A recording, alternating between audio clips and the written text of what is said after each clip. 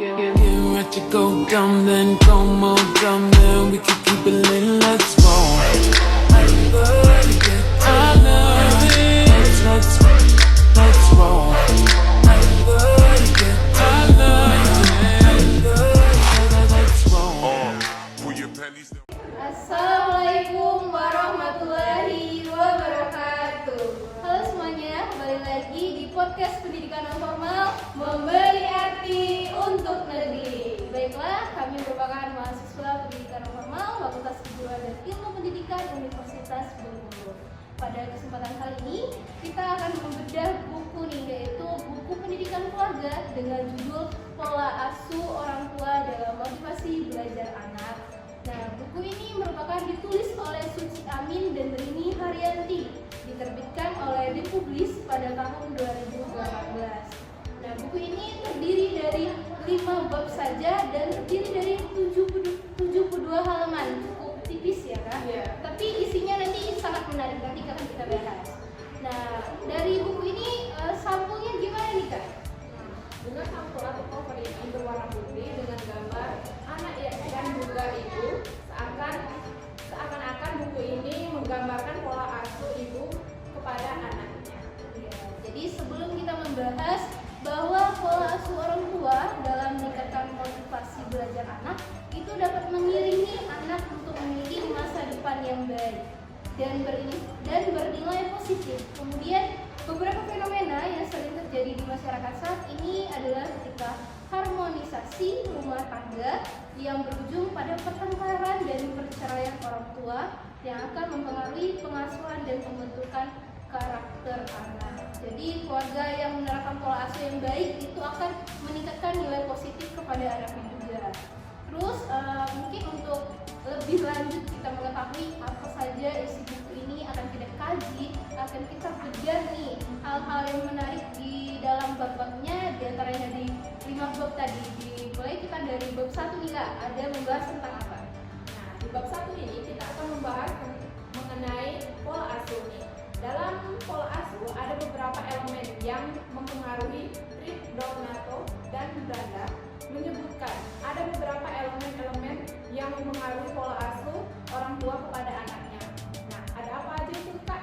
Kalau boleh tahu. Nah, yang pertama itu usia orang tua, dan yang kedua yaitu ada pendidikan orang tua, yang ketiga yaitu ada pengalaman sebelumnya dalam mengasuh anak, selanjutnya itu ada keterlibatan orang tua, stres orang tua, dan yang terakhir yaitu ada hubungan suami istri.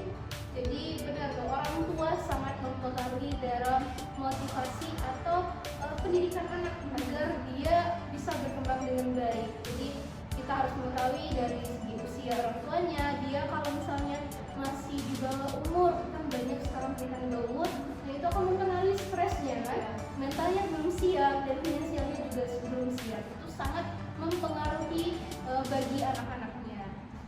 Jadi di bab 2, kita lanjut saja, di bab 2 itu membahas mengenai tahapan pola asuh. Nah, setelah kita mengenai apa saja konsekuensi, apa saja yang mempengaruhi pola asuh, di sini kita mengenai tahapan pola asuh. Di sini ada beberapa jenis pola asuh menurut Bowring pada tahun 1996. Nah, yang mengatakan bahwa yang pertama pola asuh otoriter, yang kedua ada pola asuh demokratis, dan yang ketiga pola asuh mengabaikan, dan kemudian pola asuh memanjakan atau permisif. Nah, kalau otoriter tuh orang tuanya sangat tegas kepada anaknya, mereka pasti menjaga banget gimana pola asuh, bagaimana pendidikan kepada anaknya, mereka peduli akan anaknya. Kalau demokratis ini lebih ke diskusi gitu kan, bertukar pikiran kepada anak, jadi orang tua menerima pendapat dari anak, jadi dia tidak hanya menonton dari anaknya kan. Nah, kalau asuh mengabaikan, orang tuanya cuek saja, dia mau anaknya mengambil ini dia ikut, mau anaknya seperti ini dia ikut saja dari orang tuanya tanpa adanya bimbingan dari orang tua tersebut kan. Terus ada pola asuh memanjakan atau permisif. Di sini orang tuanya sangat sayang, tapi kalau misalnya terlalu manja tuh terlalu baik. Nah iya, kalau dia terlalu memanjakan, nanti kalau biasanya dia keluar, dia sulit untuk mencari jati dirinya sendiri karena terlalu dimanjakan apa-apa dengan orang tuanya. Ketika ia sendiri, ia akan kesulitan. Terus untuk hal tersebut apa nih Kak yang mempengaruhi dari pola asuh tersebut? Ada pun beberapa faktor yang mempengaruhi pola asuh menurut Edward tahun 2006, yaitu yang pertama yaitu ada pendidikan orang tua dan pengalaman orang tua, dan yang kedua yaitu ada lingkungan, dan yang ketiga yaitu ada budaya. Berarti pendidikan orang tua, lingkungan, dan budaya. Itu di bab 2. Nah, sekarang kita masuk ke bab 3 membahas mengenai motivasi belajar. Dalam belajar dan faktor-faktor mempengaruhinya sangat dipengaruhi oleh motivasi. Nah, motivasi itu sebagai kekuatan mental individu dibedakan menjadi 2, yaitu motivasi primer dan motivasi sekunder. Nah, kalau motivasi primer apa sih Kak? Motivasi primer itu adalah motivasi yang didasarkan pada motivasi dasar yang berasal dari segi biologis atau jasmani manusia. Kalau motivasi sekunder itu adalah motivasi yang dipelajari, Kak. Jadi motivasi seseorang dapat bersumber dari diri yang terkenal sebagai motivasi intrinsik dan dari luar yang dikenal sebagai motivasi ekstrinsik. Kemudian ada unsur yang mempengaruhi motivasi tersebut. Misalnya motivasi itu dipengaruhi oleh cita-cita atau aspirasi siswa. Kemudian kemampuan siswa, terus kondisi siswa, kondisi lingkungan siswa, kedinamisan dalam belajar dan pembelajaran, kemudian upaya guru dalam membelajarkan atau memberi pembelajaran kepada siswanya. Terus, lalu bagaimana upaya meningkatkan motivasi tersebut? Yang pertama, kita harus mengoptimalkan penerapan prinsip belajarnya, kemudian optimalkan unsur dinamis belajar dan pembelajarannya. Di bab 3 nih ada banyak cara-caranya, bagaimana motivasinya dan bagaimana upaya peningkatannya. Kalau di bab 4 mengenai pembahasan apa? Nah, kalau di bab ini kita akan membahas tentang hakikat dan lingkungan pembelajaran. Dalam pembelajaran mengandung arti setiap kegiatan dirancang untuk membantu seseorang mempelajari suatu kemampuan dan nilai yang baru. Nah, pembelajaran melibatkan 3 komponen utama, melibatkan metode pembelajaran, media pembelajaran, dan penataan lingkungan tempat belajar, sehingga terciptanya situasi pembelajaran yang memungkinkan terciptanya tujuan yang telah direncanakan sebelumnya. Jadi ada hal yang dilibatkan tadi, ada metode, media, dan penataan lingkungan dalam pembelajaran tersebut. Selanjutnya di bab kelima, bab terakhir ya. Kita basa-basi dari tadi, kita basa-basi kita menyampaikan materi, tiba-tiba kita sampai ke bab terakhir yaitu bab 5, yaitu membahas peran keluarga dalam menerapkan pola asuh pembelajaran. Peran keluarga dan pola asuh. Nah, kalau pendidikan karakter yang pertama dan utama bagi anak adalah dalam lingkungan keluarga. Jadi sebelum anak itu keluar ke dunia sosialnya, hal pertama yang mereka dapatkan itu dari lingkungan keluarganya terlebih dahulu kan.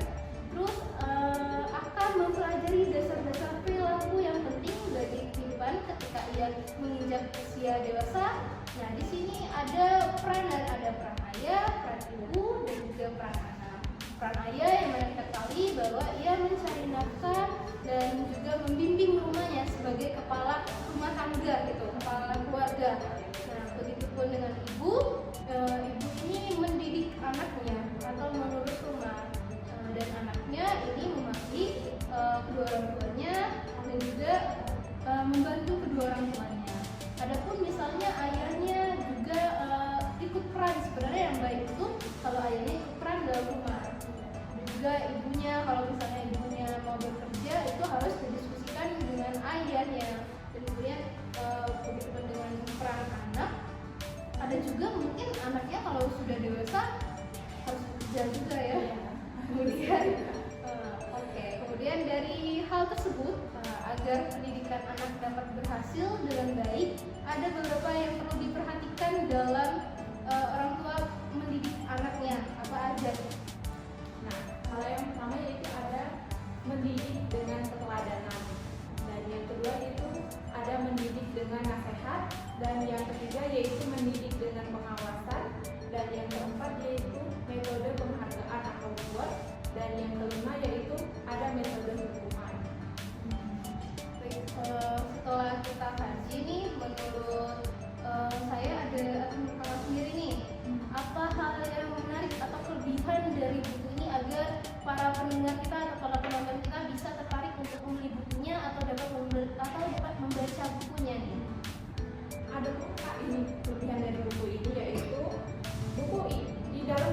ini mencoba menghadirkan dimensi dari pola asuh orang tua terhadap pola asuh.